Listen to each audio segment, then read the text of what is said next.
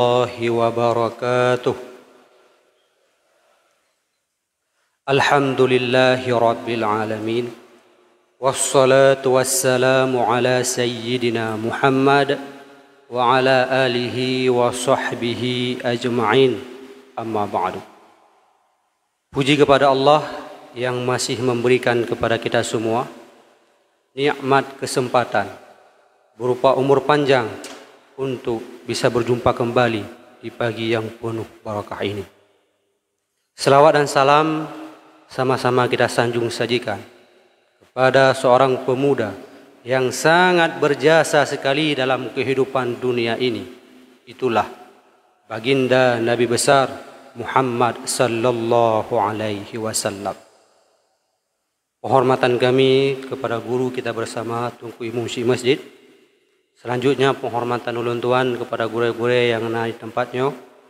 Wabil khusus dan teristimewa kepada seluruh hadirin sekalian yang telah berhadir pada jemaah subuh di pagi ini.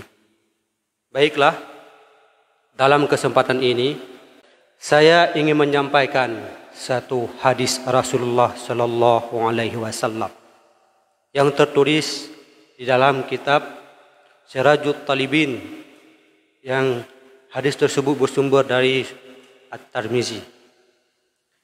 Bunyi hadisnya adalah Allahumma inni a'udzubika min munkaril qulub wa munkaril aghlab wa munkaril a'mal. Rasulullah berpesan kepada kitanya mandum, apalagi kitanya tengah berada di bulan suci Ramadan. Nal heboh amalan yang sangat penting untuk teringat kitanya bersama. Pesan Rasulullah yang pertama, we jaga bugat-bugat, apalagi kitanya tengah di bulan Ramadan, yaitu qalbi, hati. Kenapa Rasulullah menganjurkan kepada kita untuk menjaga hati? Menjadi poin pertama yang sangat penting, hati dijaga berat oleh Rasulullah. Kenapa? Karena hati ini adalah pemimpin semua anggota tubuh manusia. Dalam hadis yang lain dijelaskan, idza salaha jasadu kulluh. Apabila bagus hati seseorang, maka baguslah semua anggota tubuh. Wa iza fasadat, dan apabila rusak hati seseorang, maka rusaklah semua anggota tubuh. Mata untuk memandang, lisan untuk mengucapkan, kaki untuk melangkah, semua anggota tubuh berfungsi, baik dan buruk ditentukan oleh hati manusia. Apalagi bab bulan Ramadan, tanpa sengaja lisan kitanya sering tergelincir mengucapkan sesuatu yang hana faedah. Bata duduk dengan di warung, di majlis, di rumah dan di tempat-tempat lain, ruh tak ucapkan, tapi gambaran keburukan saudara bakwan. Tanpa kita sadari di saat tak ucapkan sesuatu keburukan bak orang lain, maka gugurlah semua pahala puasa yang kita miliki. Lungbuh sebuah umpama. Kita semua di sini mempunyai satu saldo, na buku rekening masing-masing. Lung na rekening, ron na rekening, gure pina rekening. Yang bernama rekening tersebut adalah Ramadan tahun 2022. Maka kita berlomba-lomba dari awal Ramadan hingga akhir Ramadan untuk mengumpulkan saldo kebaikan masing-masing. Alangkah beruntung dan bahagia orang-orang. Dari awal Ramadan hingga akhir Ramadan, buat ketika kalian saldo kebaikan penuh, full, tersenyum bahagia. Namun sebahagian orang waktu ketika kegagalan berakhir Ramadan, saldo kebaikannya nol. Alangkah menyedihkan. Padahal yang mengadu, long nalu semayang lagi gok, long nalu puasa lagi gok, long ten gerah, hanalung sandagura hubungan suami istri waktu ketika uro, hanalung tamong sesuatu dalam rongga yang membuka hingga membatalkan pahala puasa. Long jaga nyan begat-begat. Tapi bahkan waktu ketika akhir Ramadan, saldo kebaikan kita nol. Apa penyebabnya? Padahal waktu ketika kalian syarat-syarat membatalkan pahala puasa sama-sama terjaga. Penyebabnya adalah kita sibuk sabi-sabi tak jaga puah mantang yang sebab menjadi batal puasa. Sedangkan puah mantang yang menjadi sebab batalnya pahala puasa, hana tak jaga.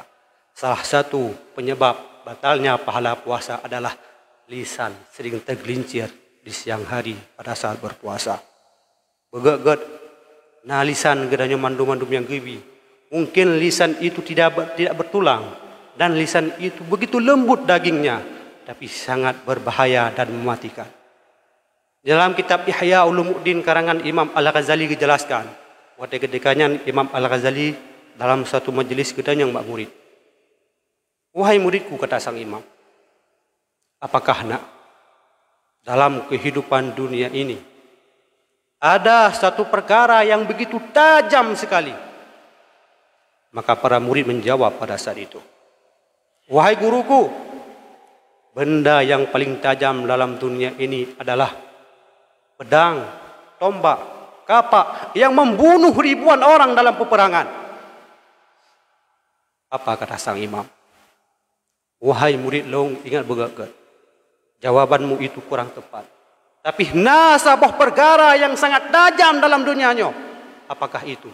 Lisan manusia. Al-kalamu tanfuzu mala tanfuzu birra.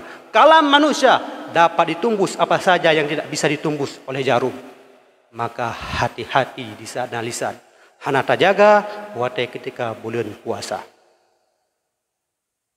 Nasihat Rasulullah yang kedua, guyu jaga daripada hawa nafsu. Nah pertanyaan gop lagi yo. Bukankah pada saat Ramadan semua syaitan itu dibelenggu, diikat? Tapi pakena sebahagian saudara gedanya wate ketika puasa hana ke puasa.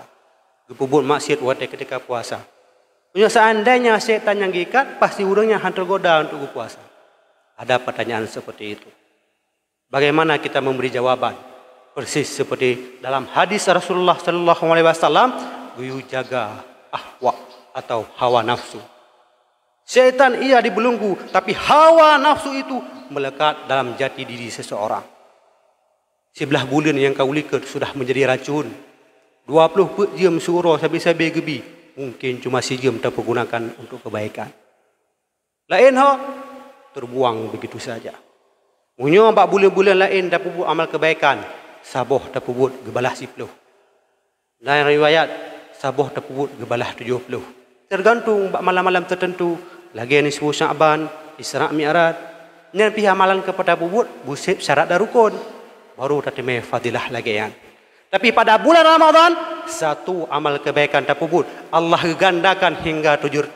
Bahkan dalam satu riwayat gandakan amal kebaikan 70 ribu gandaan.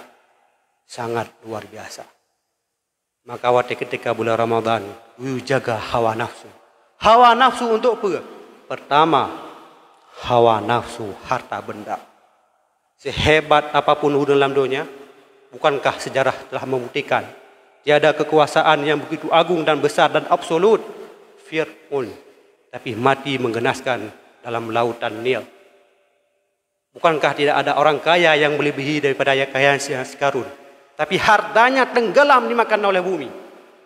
Maka harta itu tiada gunanya bila harta tak kumpul, tapi hartanya hanya tak berguna untuk kebaikan.